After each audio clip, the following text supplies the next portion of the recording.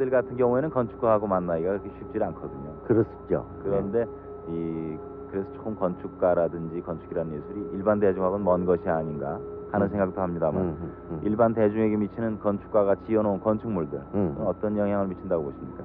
네, 사실 건축이라는 것은 인간하고 가장 밀접한 거 아니겠어요? 네. 물론 건축이라는 게 인간을 위해서 지어지는 거고 또 일단 인간을 감싸줘야 되는 거고 그런데 우리 삶을 들여다보면 공기라든가 물이라는 것이 우리하고 직결되어 있고 이 건축도 마찬가지인데 말하자면 사람이 집 속에서 태어나고 또 집 속에서 살고 또 집에서 운명한단 말이에요. 그런데도 불구하고 좀 관심이 적은 것 같아요. 그럼 선생님 그 훌륭한 건축물이라고 하는 것은 어떤 것이라고 보십니까? 그러니까 훌륭한 건축물이라는 것은 딴 것이 아니고 인간에게 보금자리로서의 역할을 제대로 해줘야 된다 하는 기능적인 면하고 또 봤을 때 즐거움을 줄 수 있는 하여튼 아름다운 거야 된다 하는 것이 원칙이 아니겠어요? 네.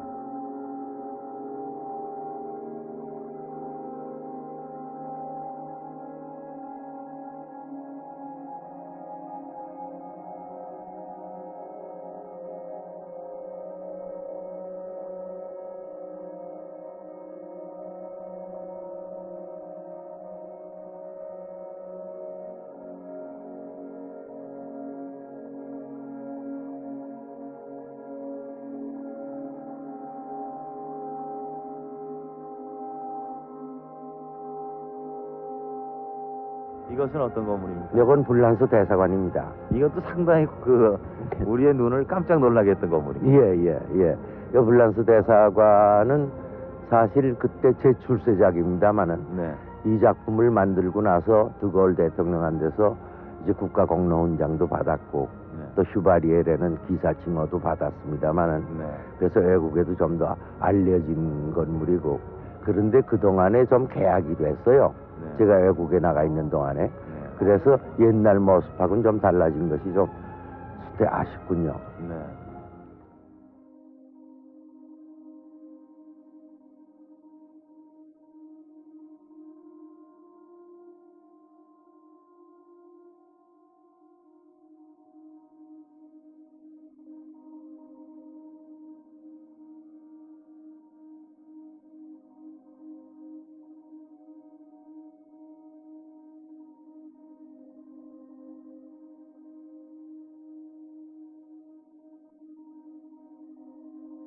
저희는 김종업 선생님의 오리지널 건물이 일종의 유전자라고 생각을 해요, 저희 건물에. 그래서 원래 김종업 선생님이 오리지널 안이 일종의 앙상블이죠.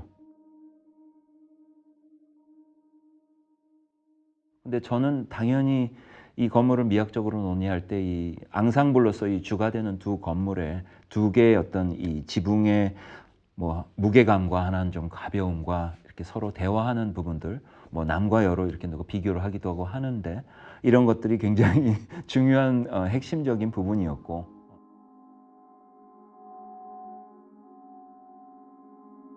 김종업 선생님의 원래 건물은 그대로 이제 잘 복원될 부분들을 복원하면서 아주 햇볕의 그림자 아주 잘 받는 그런 원래 어떤 이상대로 가는 거고 앞으로도 이제 그런 중요한 역사성을 가진 건물들을 이제 어떤 개입해서 하는 태도에서 그런 아주 미묘한 것들 이런 것들이 건축가들은 많이 고민을 해야 될 부분인 것 같은데 저희도 지금 한참 작업 중입니다.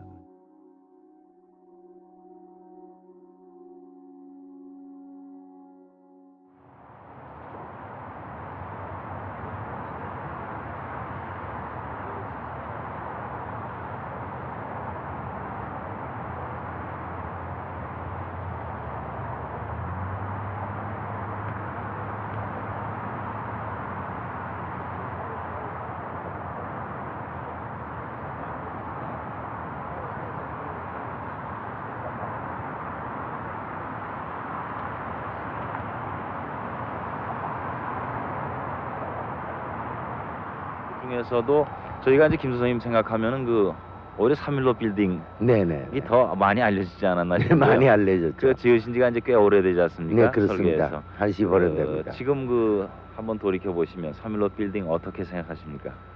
글쎄요, 뭐 부끄럽습니다. 뭐 사실 15년이 된 건물인데 네. 저로서는 뭐 그때는 제 모든 실력을 다 발휘해서 네. 하여튼 그 도시 안에 한 개 점경으로서 네. 까만 한 흙수정 같은 것을 만들려고 해서 봤어요. 네. 그러니까 물론 지금 만든다면 조금 더 나은 걸 만들 수 있겠죠. 네. 그렇지만 일단 그 3일로 빌딩이라는 것을 놓고 볼 적에는 아직도 아껴주는 분이 꽤 많이 계신 것 같아요. 네. 그것은 어디서 오는 문제인가 할 것 같으면 일단 비례에서 오는 문제예요. 네. 그러니까 비례는 그때나 지금이나 어느 정도 이쁜 비례를 가지고 있다. 네. 그러니까 하여튼 아껴주신다고 볼 수 있겠죠. 네. 그런 점에서는 작가로서는 좀 흐뭇하죠. 네. 그렇지만 작가가 지금 성장하고 있으니까 자꾸 불만은스러운 거죠, 작가로서.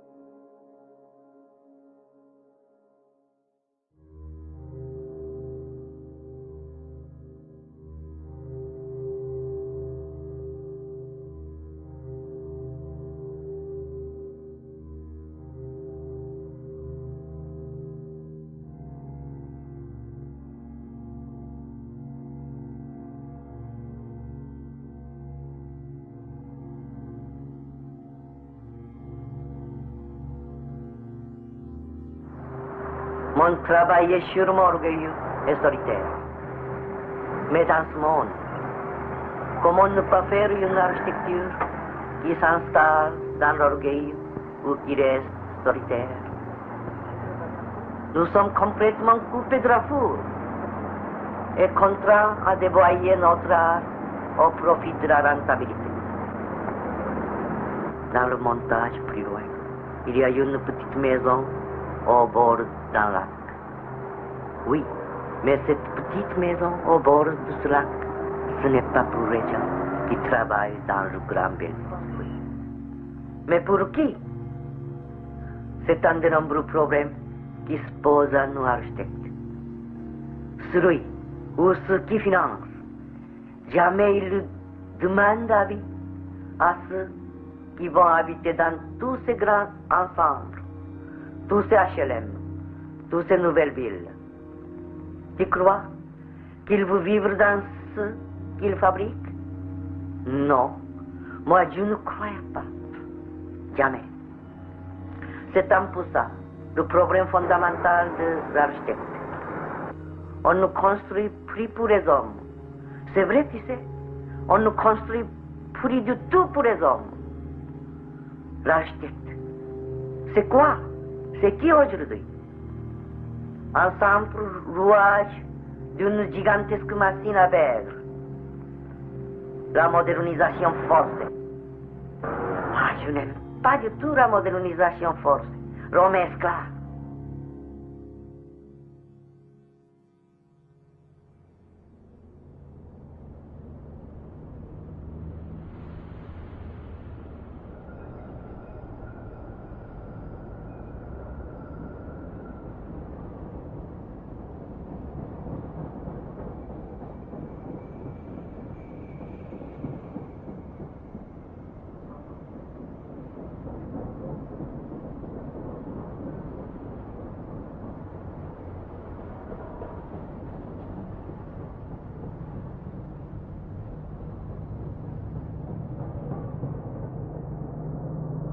사실 우리는 고향을 되찾아야 될 것 같아요.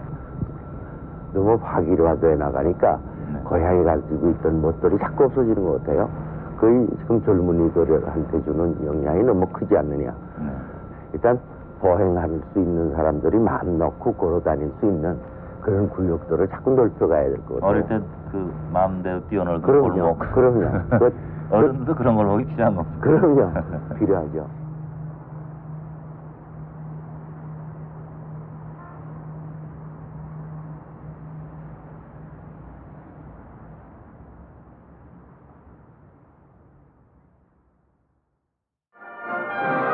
제90차 IOC 총회에서 동부독일을 비롯한 동굴아파 공산권 여러 나라가 88 서울올림픽에 참가하겠다는 의사를 밝혀오고 있는 가운데 88 서울올림픽의 준비가 착실히 진행되고 있습니다.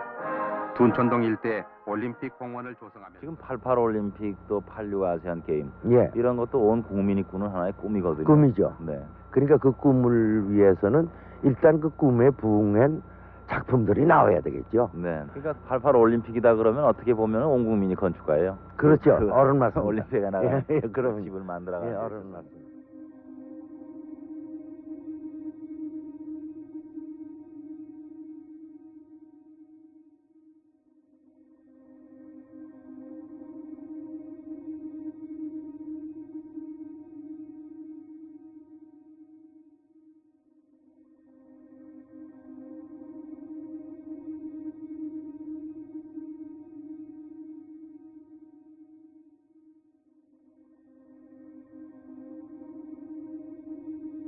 그게 85년도에 그 역시 이제 현상 설계로 이제 나왔는데 그것이 5,000년의 우리 민족의 어떤 그런 염원을 그는 날개에 담아서 이게 띄운다 하는 그런 것이었죠. 선생님께서 또 항상 말씀하신 게 고구려의 호연직이 우리 역사에서 가장 강렬했던 그 고구려의 기상을 상당히 말씀하셨고 또 샤머니즘에 대한 우리 민족의 원류와 같은 그런 그 힘 이런 것들을 말씀을 많이 저한테 이게 하셔서 이제 그런 것들을 나름대로 제가 이제 구현을 해본 거죠. 그 김증호 선생님이 우리 것을 그 현대화하는 그런 작업에 아주 몰두하고 있었어요. 그러니까 평화의 탑 그 자체도 그렇고 그 주변의 조각물들도 전부 한국적인 거와 연결되는 것. 그러니까 그 독특한 그런 형태는 우리 전통성에서 찾자. 그 탈을 그분이 제안을 한 거예요. 그런 그 미라는 거는 역시 그 시간이 흘러도 아주 보기 좋은 곳이다 라고 느꼈어요.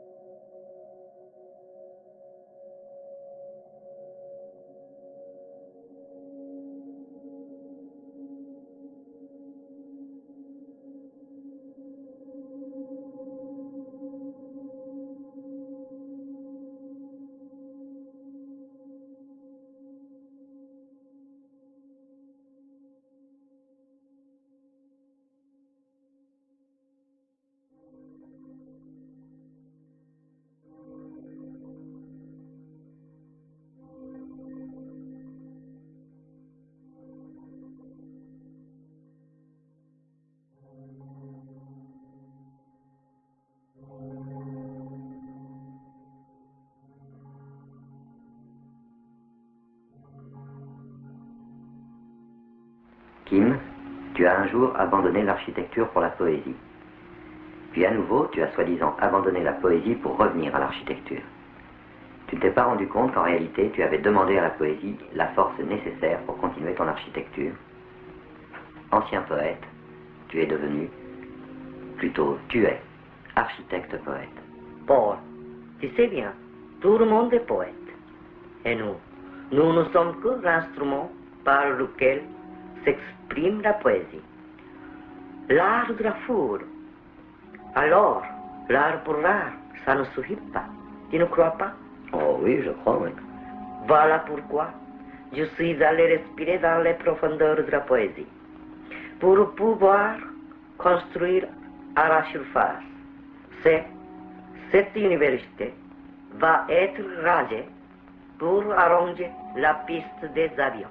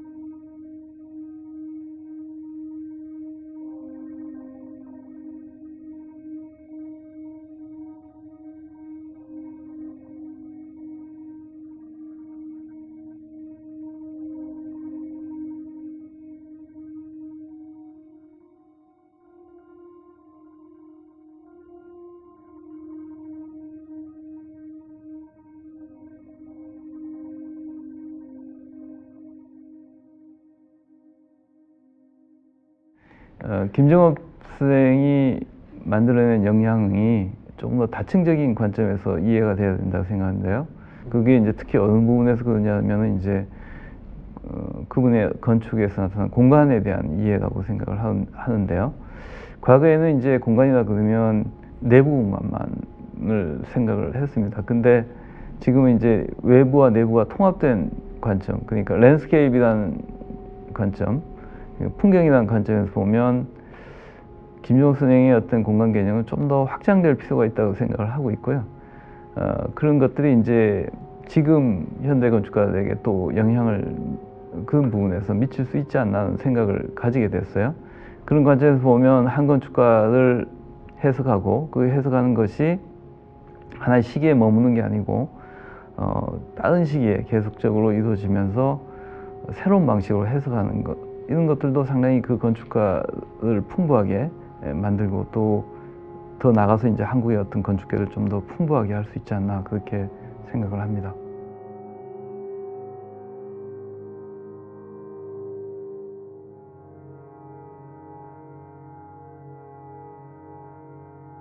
여러 작품을 쭉 봤습니다만은 직접 지으신 건물 앞에 예.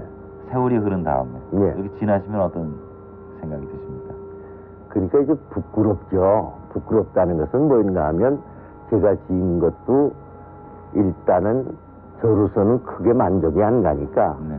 그러니까 제가 만족이 안 간다는 것은 역사가 만족을 안 해준다는 얘기가 돼버려요. 제작하고 있을 때는 즐거워요. 열심히 뭘 하느라고 했어요. 근데 져놓고 나면 그 허탈감이라는 건 보통 큰 것이 아니에요. 그런 점으로 볼 적에는 작가라는 것은 어디까지나 말하자면 부끄러운 거죠. 그러니까 앞으로 건축가라는 것은 뭔가 하면 내일의 건생명이거든요. 역사가 이제 앞으로 판단을 해줄 겁니다.